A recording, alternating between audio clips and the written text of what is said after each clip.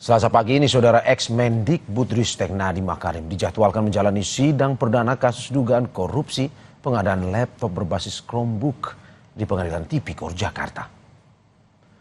Selain Nadiem, 3 terdakwa lain akan menghadapi dakwaan. Mereka adalah ex-konsultan teknologi di lingkungan Kemendikbudristek, Ibrahim Arif. Kemudian Mulyasyah selaku Direktur SMP pada Direktorat Jenderal Pendidikan Anak Usia Dini, Pendidikan Dasar dan Pendidikan Menengah Kemendikbudristek tahun 2020-2021. Sekaligus KPA di lingkungan Direktorat Sekolah Menengah Pertama tahun anggaran 2020-2021. Serta Sri Wahyuningsi yang menjabat Direktur Sekolah Dasar pada Direktorat Jenderal Pendidikan Anak Usia Dini, Pendidikan Dasar dan Pendidikan Menengah pada tahun 2020-2021. Selasa pagi dijadwalkan sidang perdana kasus korupsi pengadaan laptop Chromebook yang menjerat ex-Mendikbudristek Nadiem Makarim yang digelar di Pengadilan Tipikor, Jakarta. Informasi terkini kita tanyakan kepada jurnalis Kompas TV Niputu Trisnanda dan juru kamera Hanil Rivelino. Putu, selamat pagi.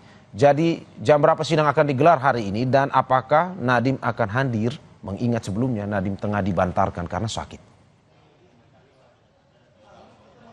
Ya, selamat pagi Mario dan juga saudara. Hari ini rencananya kalau lihat bagaimana jadwal yang diumumkan kepada publik begitu, ini sidang akan dimulai pada pukul 10.00 waktu Indonesia bagian Barat di ruang sidang utama begitu. Nanti akan dipersilahkan kami juga jurnalis yang ada di Tipikor untuk meliput secara langsung dan juga terbuka.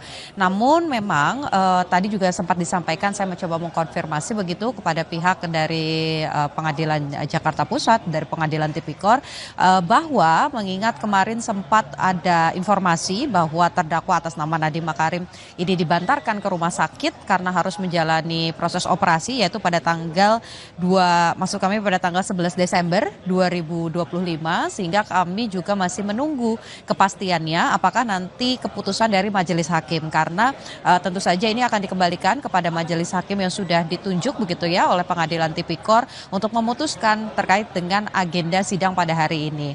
Kalau melihat apa yang kemudian akan disampaikan atau apa agenda sidang yang nantinya akan berjalan, hari ini rencananya akan disampaikan atau dibacakan dakwaan dari jaksa penuntut umum untuk 4 terdakwa. Sehingga ketika salah satu terdakwa ini ada yang tidak hadir, tentu ini akan menjadi pertimbangan majelis hakim apakah dakwaan akan tetap dibacakan atau akan ditunda ke waktu sidang yang lain begitu ya, dimundurkan sementara. Tapi untuk terdakwa-terdakwa yang hadir ini nanti akan dibacakan. Jadi kami masih menunggu bagaimana nanti kebijaksanaan hakim, keputusan hakim, pertimbangan hakim, apakah akan tetap melanjutkan proses pembacaan dakwaan dari jaksa penuntut umum atau nanti akan ditunda sementara.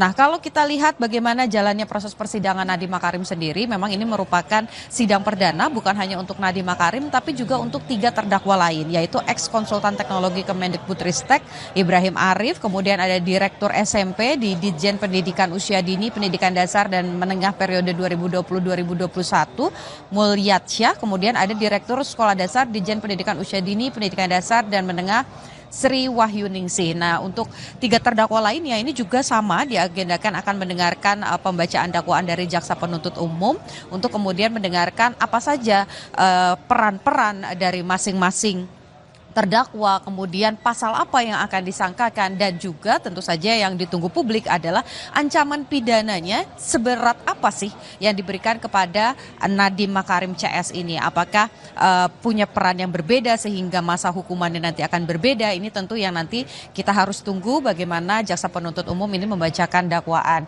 Kemudian dari informasi yang kami peroleh juga, Nadiem Makarim ini bukan kali pertama begitu ya dibantarkan ke rumah sakit, melainkan ini kali kedua, di mana sebelumnya pada 29 September 2025 Nadiem juga sama sempat dibantarkan ke rumah sakit dan akhirnya masa penahanannya pun tentu saja ini karena dibantarkan jadi tidak dihitung begitu. Jadi ini kali kedua, kita tunggu bagaimana keputusan dari majelis hakim.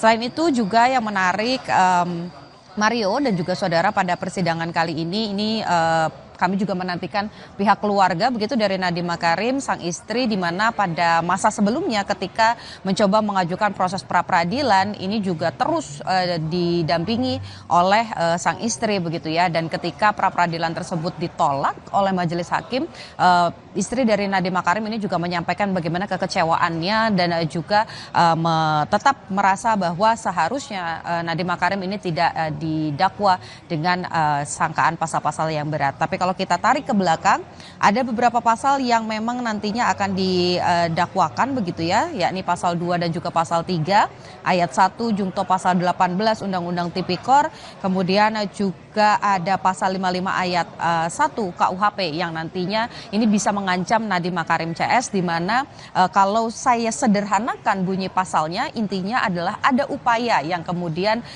akan memperkaya diri ataupun juga korporasi, menguntungkan diri sendiri dan mengakibatkan kerugian negara. Dari proses perhitungan dengan adanya dugaan korupsi pengadaan laptop berbasis Chromebook yang dilakukan oleh Nadiem Makarim dan juga rekan-rekannya, ini dihitung oleh Kejaksaan Agung mencapai 2,1 triliun rupiah. Jadi dengan besaran tersebut, kira-kira hukuman apa yang akan didakwakan kepada Nadiem Makarim? Tentu kita harus tunggu proses persidangannya, dan untuk sidang perdana nanti direncanakan akan dimulai pada pukul 10.00 waktu Indonesia bagian Barat.